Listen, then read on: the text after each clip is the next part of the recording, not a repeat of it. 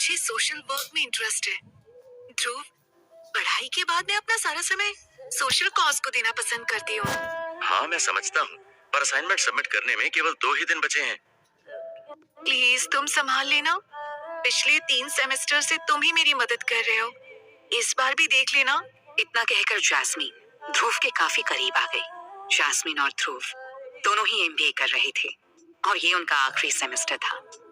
ध्रुव jasmine को चाहता भी था और उसके नखरे भी उठा रहा था। हालांकि अभी तक कुछ कह नहीं पाया था। वो एक साधारण सी फैमिली का सीधा साधा लड़का था। वहीं जैस्मिन बेहद खूबसूरत, अल्हड़ और लापरवाह थी, जिसे पढ़ाई से ज्यादा गरीब बच्चों को पढ़ाने में इंटरेस्ट था।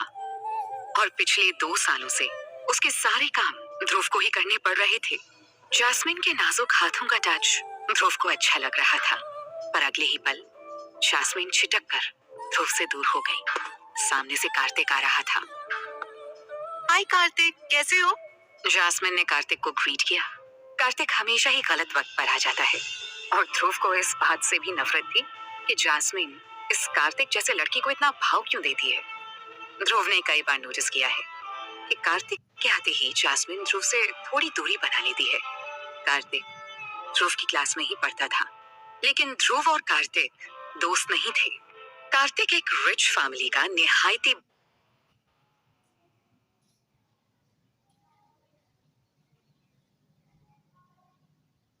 बिगड़ा हुआ लड़का था और कॉलेज के सारे मवाली लड़कों का लीडर भी। कार्तिक और ध्रुव के बीच कोई बात नहीं हुई और आधे मिनट में जैस्मिन कार्तिक को विदा कर ध्रुव से बोली, ध्रुव चलो, तुम प्लीज संभाल लेना, मुझे जाना है, बाय। ध्रुव बस मुस्कुराकर रह गया। ध्रुव पूरा दिन अपने और जैस्मिन के असाइनमेंट पूरे करने में लगा हुआ था। शाम को जैस्मिन के असाइनमेंट सेंड करने के बाद उसके मोबाइल पर एक मैसेज आया। ध्रुव ने देखा, मैसेज एक पेड पॉर्न साइट से आया था। किसी ने ध्रुव के नाम पर एक एंट्री पास खरीदा था। ध्रुव की कुछ समझ में नहीं आ रहा था। मैसेज में दिए गए लिंक पर क्लिक करने पर ध्रुव ने जो देखा, उसे देखकर ध्रुव की आंखें फटी की फटी रह गईं। यार she so hot. Hey sexy, तुम अभी तक कहाँ थी? तुमको अपनी ऑनलाइन अवेलेबिलिटी बढ़ानी चाहिए। लेट नाइट कैफेटेरिया में बैठे ध्रुव को इस तरह के कमेंट सुनकर घुटन हो रही थी। ध्रुव गुस्से, निराशा और घुटन के साथ अपने फोन को घूरे जा रहा था। स्क्रीन पर अजीब अजीब कमेंट्स आ रहे थे। कमेंट्स पढ़ने में जितने घटिया लग रहे थे, उससे भी ज्यादा वॉइस कमेंट्स सुनकर ध्रुव को गुस्सा आ रहा था। कैफेटेरिया के एक वेटर ने ध्रुव को काफी देर से इतना सीरियस बैठे देखा तो उसने ध्रुव से पूछ लिया, सर आपको कुछ चाहिए? वेटर के आने से ध्रुव को कुछ होश आया, लेकिन ध्रुव ने कुछ भी जवाब नहीं दिया।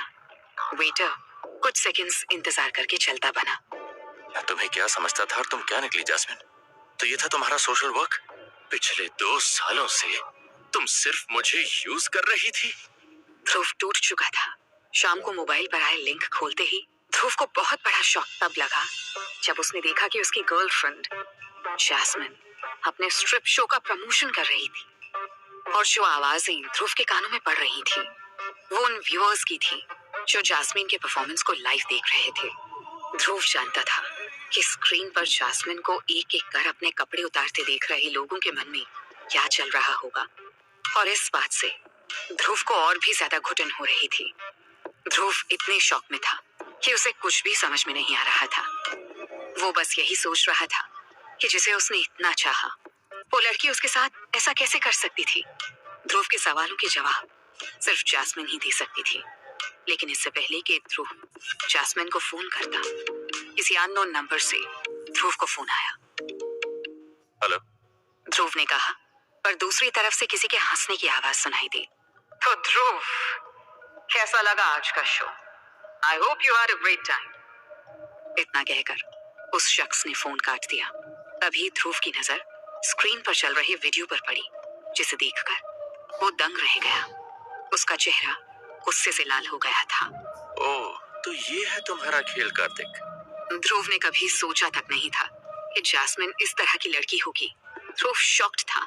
तभी कार्तिक का मैसेज स्क्रीन पर दिखा, You are mine, beauty, and I want to see you in my bedroom. उसके साथ ही स्क्रीन पर एक और मैसेज पॉप हुआ। Kartik sent 20,000 rupees. ये देखकर ध्रुव ने अपना फोन उठाया और कैफेटेरिया से बाहर निकल गया।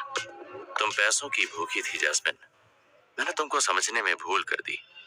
कैफेटेरिया के बाहर कुछ दूर जाकर ध्रुव रुककर सोच रहा था कि जैस्मिन से बात कर उसे बता दे कि वो जैस्मिन की असलियत जान चुका है।